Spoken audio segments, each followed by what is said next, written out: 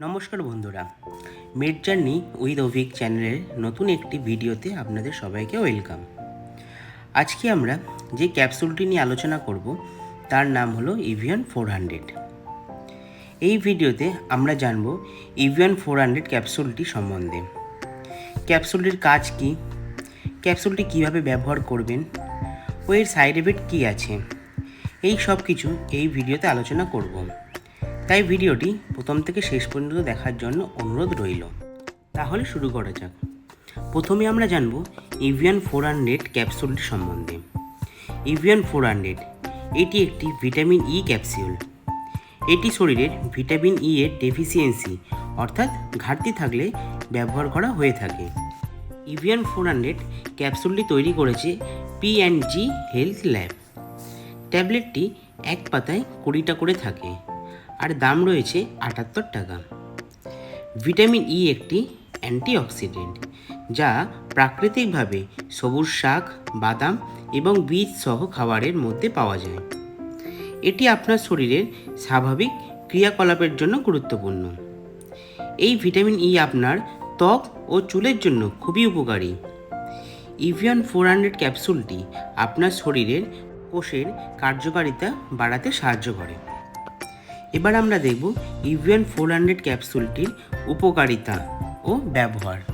চুলের স্বাস্থ্যের জন্য চুলের জন্য এই ইভিয়ন 400 ক্যাপসুলটি খুবই উপকারী। ইভিয়ন 400 ক্যাপসুলটি আপনার চুলের পরিমাণ বাড়াতে ও চুল পড়া কমাতে সাহায্য করে থাকে। স্কিনের জন্য ব্যবহার করা হয়ে থাকে। ইভিয়ন 400 ক্যাপসুলটি স্কিনের জন্য খুবই উপকারী। ক্যাপসুলটি আপনার স্কিনকে স্বাস্থ্যকর ও চকচকে আনতে সাহায্য করে। সূর্যের আলোয় আপনার স্কিনে যে ক্ষতি হয় সেই ক্ষতিগুলি ঠিক করতে সাহায্য করে থাকে। আপনার স্কিনে যে ব্ল্যাক স্পট পড়ে সেগুলি রিমুভ করতে সাহায্য করে থাকে। একটা কথা বলে রাখি, ক্যাপসুলটি ডাইরেক্ট আপনার স্কিনে মাখতে পারবেন। ইভিয়ন 400 ক্যাপসুলটি আপনার দৃষ্টিশক্তি বাড়াতে সাহায্য করে ও রোগ প্রতিরোধ ক্ষমতা বাড়াতে ক্যাপসুলটি সাহায্য করে থাকে। পুরুষদের জন্য ইভিয়ন 400 ক্যাপসুলটি খুবই উপকারী।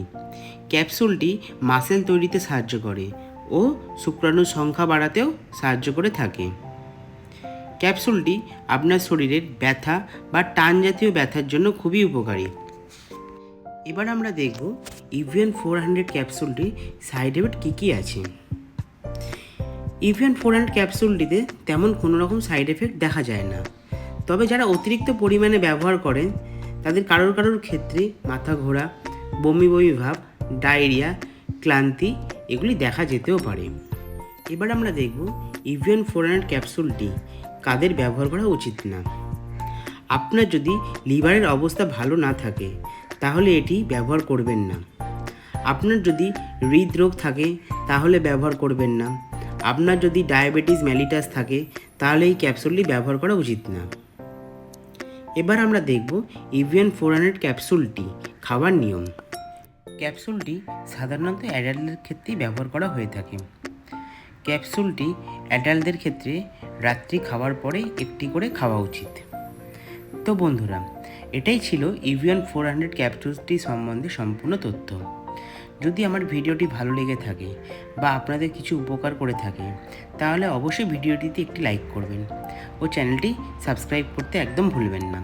সবাই সুস্থ থাকবেন। ধন্যবাদ।